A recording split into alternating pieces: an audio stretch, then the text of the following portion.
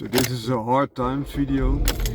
It's more in the spirit of David Goggins, but also the Patterdale Terrier and personal development. So without further ado, David Goggins is an inspirator, but is as real as can be.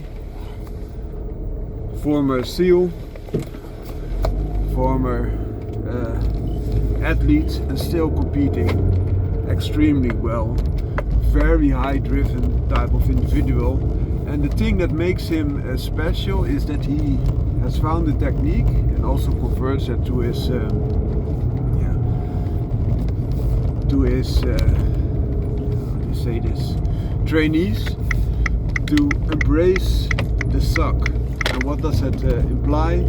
Oftentimes there are periods in your life which are very hard, or for example you take a plunge in an ice bath. He, for example, hated swimming. That's also the reason why there are so little dark seals, so dark colored seals. And why is that? Because dark people can be extremely athletic, but oftentimes, and he also mentioned this, they don't like to swim.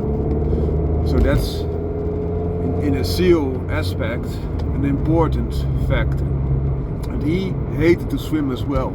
He was afraid, also afraid of sharks. But he went in the first and came out the last. And he will keep charging himself. And after a while, he was able then, when that fear overcame him, that he would find strength. And that's also what we can do. So if something happens, this is a moment where you can show that something bad happens, you can show what you're made of. It's not only something that is pushing you down, it's also an opportunity to show you that you can deal with this, you can overcome this. And that's also what military oftentimes tell you: adapt, improvise, overcome. So this is of great importance. And why is also referring to the Patterdale Terriers? Patterdale Terriers also dive into the darkness. And why is that? So they go into hostile territory, oftentimes the lair of the animal that they are seeking. Can be a fox. Foxes in the Patterdale border region are extremely big. They even prey on sheep. So they are bigger, stronger, and also the environment is harder to dig. It's rocky, so there are foul crevices where they have to battle it out. So that would be quite adversary. The other thing is they also battle against badger, and a badger might seem extremely friendly, and they are looking a little bit like a border collie, so to say, with those collars, but they are extremely strong. And why are they that strong and fierce? Because in Europe they are the biggest member that still exists of the marten family. So of course there's also the otter, which is at least as formidable opponent, especially in the water, because they will drown you and also drown animals. But the otter is almost extinct. And oftentimes also, if they are still present, they are a lot smaller than badgers can amount to. And a badger is the biggest marten family member that we can find here. And why is that so important? I am stressing the marten family because martens are mammals, like we are mammals, and dogs are mammals, and wolves are mammals, and what have you, bears, big cats. But the thing is, a marten is within the mammal family the strongest member pound for pound. So the muscles and agility of the marten are not surpassed by any other mammal, pound for pound. So that's an important factor to begin with. And the other thing is, in the animal kingdom, normally animals are not game in the sense of a game dog, bull and terrier game. So they are not willing to fight up till the death, especially if they can help it. But this different with the marten family. So badgers are known to fight to the death. Otters, ferrets, weasels, ermines. They are extremely capable. I can show you an illustration of a different type of badger that we can see, because most badgers live underground, so it's hard to see what they encounter. But if you look at the honey badger, it's an African species, and they even don't back down for lions, leopards and the likes, and they are so much smaller and they are extremely hard to kill. Also the wolverine. It is known that they defend their prey against polar bears, wolves, and often also quite successful. And even if another animal has caught a prey, they are known to fend them off their prey and take it for themselves. So that is a different mindset, and to take it into consideration, a wolverine might be 20-30 kilograms and a polar bear might be 200.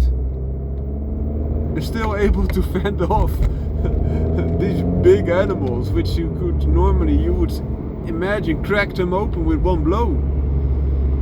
But they are known and respected and feared for their features. So that makes them quite unusual. So if you can imagine that your little dog goes into that lair of an animal that's that capable, and badgers might seem like diggers, like wolves, gophers, etc. But they have good teeth, very strong bite as I mentioned, but they have also good claws. The digging claws are also able to cut open a dog and remove its intestines or shred them open. So they have a little bit of the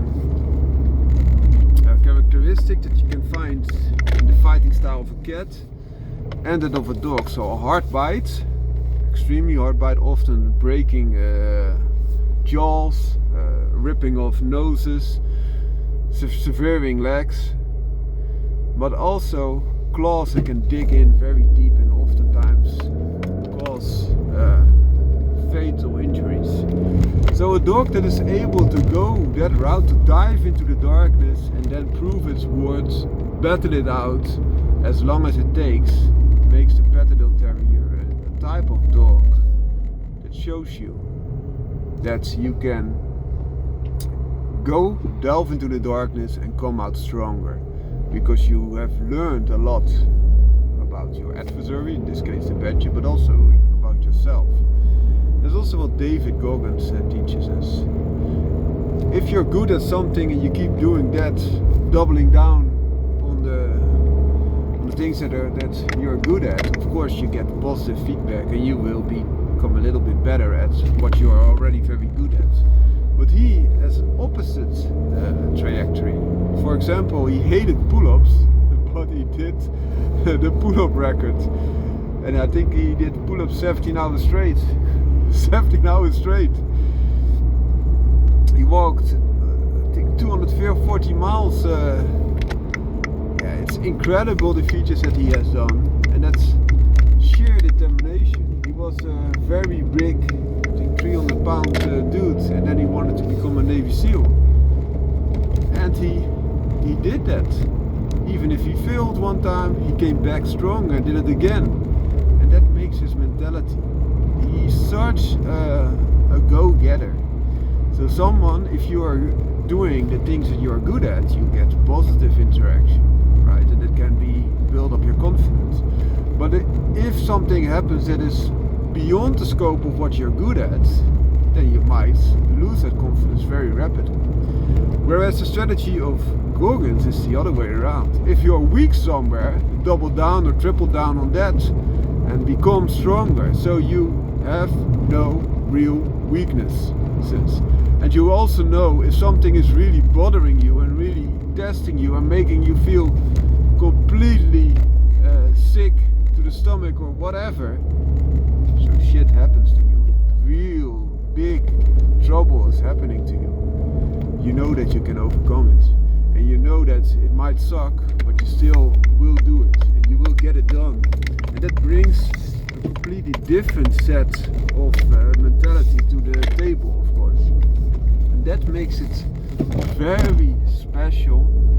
That you see in some animals, animals that are game by nature. And I mentioned the marten family, but also people that might not be game by nature, but will become the best version of themselves and become stronger and stronger every time they attempt to tackle down their weaknesses, to deal with the weaknesses. And that's something that is very interesting, because you can do a lot, not only by selection. As I mentioned, you can select the things that are very easy for you, or you can select things that are hard for you and still do them. You see this also in dogs. So a dog is by nature part of the dog family, go figure. That might not be that big of a brain opener to you, because they are part of the wolves. They came from wolves, and normally wolves will not fight to the death. Normally they won't. Only if they know that it's the only chance of surviving, they would. But normally they would just try to stop this, if possible. But they can be molded in something to become a bull and terrier type of dog, a gladiator type of dog. So you have the molosses, already gladiator type of dogs, but then you have the bull and terrier, which is a subset again. And these dogs will combat and proceed in the combat regardless. And not all of them will, but they will. Some of them are willing to do this. Broken legs, broken face, broken everywhere, losing blood and still going forward. Like I also mentioned about this marten family, a natural state of gameness. Sometimes you also see this with male lions that are not willing to move away, even if they would die. They would rather die protecting their flock, or their lion pride as they call it, than die. They would rather die protecting it, even if they fight against two young male lions. One older lion will fight two young male lions and die. Because if he does not defend that, in the long run he would probably die as well. Because he's becoming older, and therefore he's more dependent on the lionesses of his pride to take care of him. But he is still big and strong and can fight, and that is what he will do, even till death does him part. So if we select challenges, we can become better. If you look at the canine athletic world, and you see what a game dog, or a dog from game dog descendancy, no? Yeah, at least offspring of game dogs can result. It's extremely athletic, extremely strong pound for pound, extremely able and willing and driven to excel in a plethora of sporting activities, not only the fighting part, the weight pull, agility, strength, jumping, tug of war. They are a specific type of dogs. That's also something that I try to convey to you. Wishing you a great day, wishing you a great holiday, if that is something that is going for you. For us it's still working, or a great weekend, whatever suits your boat. If you're an entrepreneur, perhaps you have a day off during the normal working week, and work in the weekends can also be the same. But keep challenging yourself. Embrace the suck and become better. Embrace your fears and make them your strengths, if possible. And if it does not work, you will still become a better version of yourself. Found my car out.